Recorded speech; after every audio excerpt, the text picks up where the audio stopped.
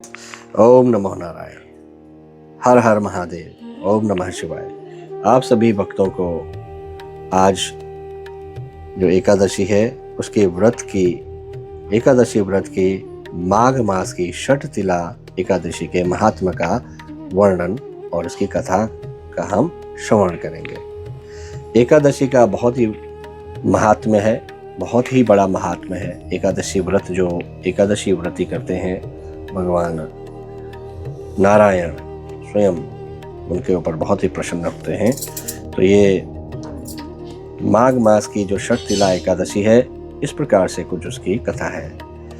युधिष्ठिर ने पूछा, जगन्नाथ श्री कृष्ण आदिदेव जगतपते, माघ मास के कृष्ण पक्ष में कौन सी एकादशी होती है, उसके लिए कैसी विधि है तथा उसका फल क्या है? महाप्राज्ञ, कृपा करके ये सब बातें बताइए। श्री भगवान बोले, नृपश्रेष्ठ सुनो, माघ मास के कृष्ण पक्ष की जो एकादशी है वो षठ तिला के नाम से विख्यात है। वो सब पापों का नाश करने वाली है। अब तुम षठ तिला की पाप हारिणी कथा सुनो, जिसे मुनिश्रेष्ठ पुलस्त्य ने दालभ्य से कहा था। दालभ्य ने पूछा, ब्राह्मण, मृत्युलोक में आए हुए प्राणी प्रायः पाप कर्म करते हैं, उन्हें नरक में ना जाना पड़े, इसके लिए कौन सा उपाय है, बताने की कृपा करें।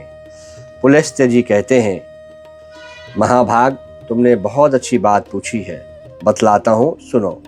माघ मास आने पर मनुष्य को चाहिए कि वह नहा धोकर पवित्र होकर इंद्रियों को संयम में रखते हुए काम, क्रोध, अहंकार, लोभ और चुगली आदि बुराइयों को त्याग दे।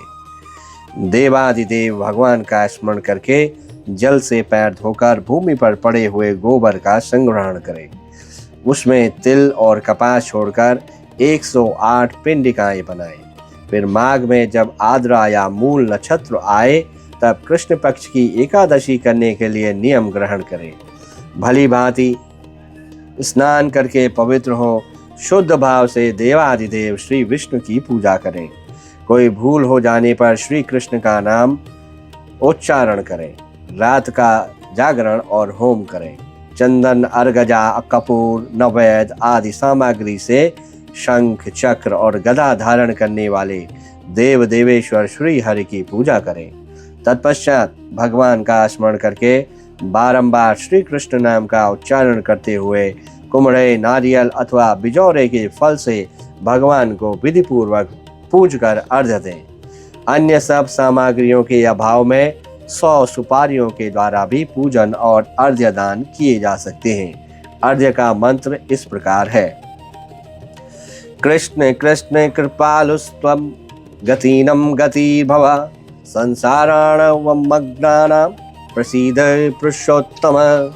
नमस्ते पुंडरीकाक्ष, नमस्ते विश्वभावज, नमस्ते पुंडरीकाक्ष, नमस्ते विश्वभावन। सुब्रह्मण्य नमस्तेस्तु महापुरुष पूर्वज, ग्रहणार्घ्यं मया दत्तं लक्ष्म्या सह जगतपते। सच्चिदानंद स्वरूप श्री कृष्ण, आप बड़े दयालु हैं। हम आश्रयहीन जीवों के आप आश्रयदाता होइए। पुरुषोत्तम, हम संसार समुद्र में डूब रहे हैं, आप हम पर प्रसन्न होइए। कमल नयन, आपको नमस्कार है। विश्वभावन, आपको नमस्कार है। सुब्रह्मण्य महापुरुष, सबके पूर्वज, आपको नमस्कार है। जगतपते, आप लक्ष्मी जी के साथ मेरा दिया हुआ अर्घ्य स्वीकार करें। तो ये इस प्रकार जो श्लोक था उसका हिंदी में अनुवाद है। तत्पश्चात ब्राह्मण की पूजा करें, उसे जल का घड़ा दान करें, साथ ही छाता, जूता और वस्त्र भी दें। दान करते समय ऐसा कहें, इस दान के द्वारा भगवान श्री कृष्ण मुझ पर प्रसन्न हो। अपनी शक्ति के अनुसार श्रेष्ठ ब्राह्मणों को काली गौ दान करें। द्विज श्रेष्ठ विद्वान पुरुष को चाहिए कि वह तिल से भरा हुआ पात्र भी दान करे। उन तिलों के बोने पर उनसे जितनी शाखाएं पैदा हो सकती हैं, उतने 1000 वर्षों तक वह स्वर्गलोक में प्रतिष्ठित होता है। तिल से स्नान करें, तिल का उबटन लगाएं, तिल से होम करें, तिल मिलाया हुआ जल पिएं, तिल का दान करें और तिल को भोजन के काम में लें। इस प्रकार 6 कामों में तिल का उपयोग करने से यह एकादशी षठ तिला कहलाती है। जो सब पापों को नाश करने वाली है। इस प्रकार से इसका श्लोक है, तिलस्नायी तिलोद्वर्तिम तिलोहोमी तिलोदकी तिलदाता च भोक्ता च षट तिला पाप नाशिनी।